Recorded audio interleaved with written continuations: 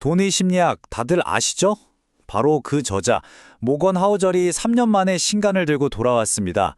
제목은 불변의 법칙인데요. 이게 나오자마자 베스트셀러가 되고 반응이 아주 뜨겁습니다. 도대체 어떤 메시지가 있길래 사람들이 이렇게 열광하는 걸까요? 오늘 저랑 같이 이 책의 핵심 아이디어를 한번 제대로 파헤쳐 보시죠. 한번 생각해 보세요. 우리는 항상 변화에 집중하잖아요. 인공지능 시대다, 새로운 기술이 나왔다, 앞으로 세상이 이렇게 바뀔 거다. 뭐가 다음 트렌드가 될지 예측하는데 온 신경을 곤두세우고 있죠.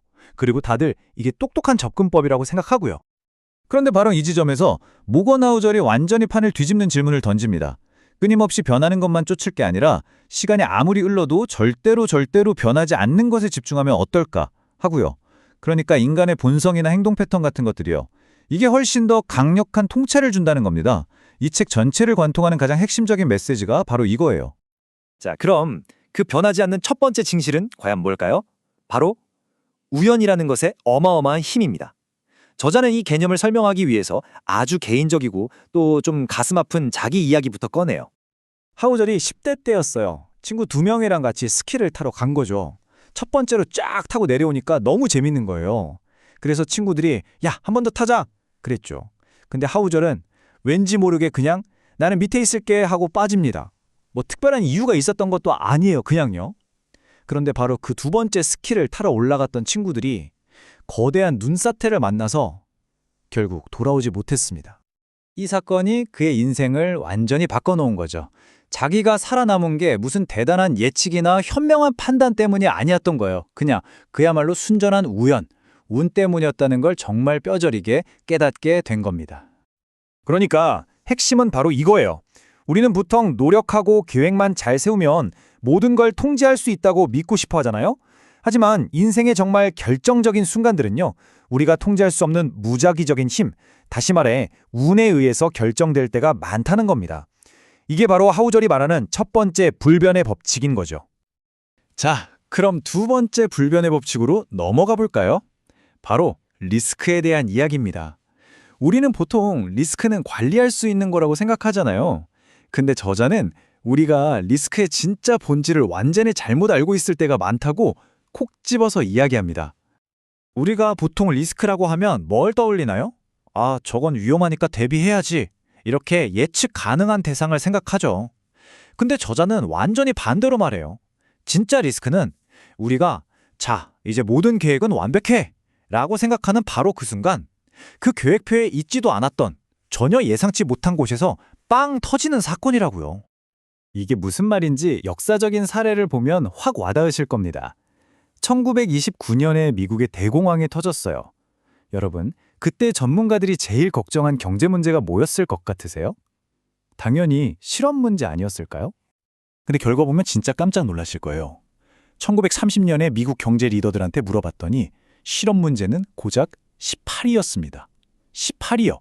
심지어 대공황이 한창이던 1931년에도 1위는 놀랍게도 금주법 문제였고요. 실업은 겨우 5위였어요. 믿어지세요?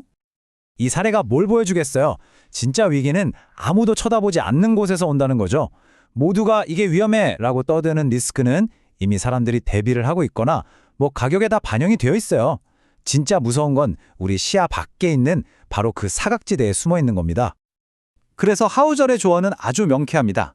이런 예측 불가능한 리스크에 대비하는 최고의 방법은 뭐냐? 바로 언제나 생각보다 훨씬 더 많이 저축하고 이거 좀 위험한데 싶은 투자는 그냥 최소화하고 다른 무엇보다도 어떤 상황에서든 살아남는 것, 즉 금융적 생존을 최우선 목표로 삼으라는 겁니다. 높은 수익률? 그것보다 중요한 건 일단 살아남는 거니까요. 자, 보세요. 인생은 예측 불가능한 우연과 보이지 않는 리스크로 가득 차 있어요. 그럼 이렇게 불확실한 세상에서 사람들은 도대체 뭘 믿고 의지할까요? 바로 여기서 세 번째 불변의 법칙이 등장합니다. 인간의 마음을 휘어잡는 이야기의 힘이죠. 솔직히 제가 이 책에서 가장 인상 깊게 읽은 부분이 바로 여기예요.